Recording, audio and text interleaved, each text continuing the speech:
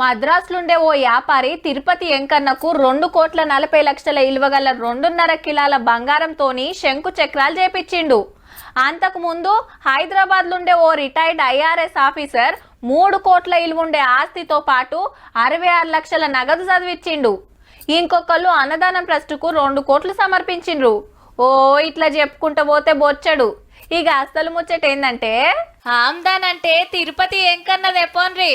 నిన్న ఒక్కనాడే 77,000 మంది భక్తులు దర్శనం చేసుకొని 5,44,00,000 వేసిండ్రట గల్లేలా. గింతగానం పైకం బడుడు ఈ ఏడాదిలా ఇది 4వ పారి. పండుగలు పబ్బాలప్పుడు సెలవులప్పుడు 5 కోట్లు దాటుతుంది ఆమ్దాని. కానీ నడమ గవేం చూస్తలేరు భక్తులు. ఏ రోజైతేంది మొక్కులు పెట్టిందే కావాలని మునం పడుతుంటే వడ్డీ కాసుల వానికి కాసులే కాసులు. 7 నెలల పేరు మీద 1,50,00,000 మంది తిరుపతి మెట్లెక్కితే 780 కోట్లు పడ్డాయి హుండీలా.